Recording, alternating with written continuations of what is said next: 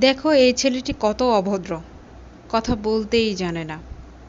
মেয়েটির কথাবার্তায় কোনো কনফিডেন্স নেই। আমার মনে হয় এই কাজটি সে করতে পারবে না। দেখো কিভাবে বসে আছে, বসার ম্যানারটা পর্যন্ত শেখেনি। এই কথাগুলো আমরা প্রত্যেকে কাউকে না কাউকে বলেই থাকি, অথবা আমরা নিজেরাও শুনি।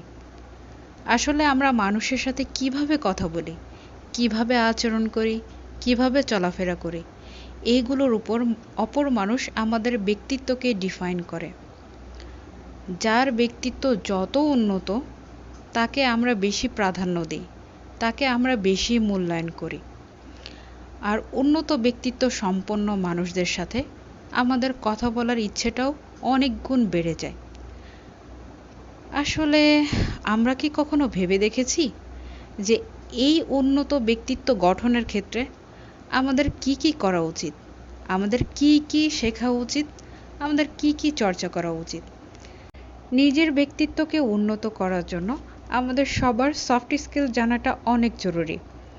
আপনার সফট স্কিলটা জানা থাকলে শুধুমাত্র নিজের ব্যক্তিত্বকে উন্নত করতে পারবেন তা কিন্তু না, আপনার নিজের ক্যারিয়ারটাকেও অনেক দূরে এগিয়ে নিয়ে যেতে পারবেন। এই ভিডিওর মাধ্যমে আপনাদের কাছে সফট স্কিলের আদ্যোপান্ত সিরিজ আকারে তুলে ধরার চেষ্টা করব। এই ভিডিওটি হবে সফট স্কিল সম্পর্কিত প্রথম পর্ব। এখন আমাদের মনে প্রশ্ন জাগতে পারে, এই সফট স্কিলটা আসলে কি, কোথা থেকে শিখতে হয়, কিভাবে চর্চা করতে হয়? আমি বলছি, সফট স্কিল মূলত মানুষের সেই সব দক্ষতা অথবা ব্যক্তিগত বৈশিষ্ট্য যেটা কাউকে অন্যদের সাথে সুন্দরভাবে ইন্টারেক্ট করার অ্যাবিলিটি তৈরি করে দেয়। সফট স্কিল বিষয়গুলো জানা থাকলে এটা যেমন ব্যক্তিগত জীবনে কাজে লাগবে, তেমনই আপনার ক্যারিয়ার গ্রোথের ক্ষেত্রে অনেক বেশি সহযোগিতা করবে। সফট স্কিলটা ভালোভাবে জানা থাকলে আপনার সাইকোলজিক্যাল স্কিলটাও অনেক গ্রো করে। পরবর্তী ভিডিওগুলোতে সফট স্কিলের A to Z সিরিজ আকারে তুলে ধরার চেষ্টা করব, আলোচনা করব এবং বিস্তারিত কথা বলবো।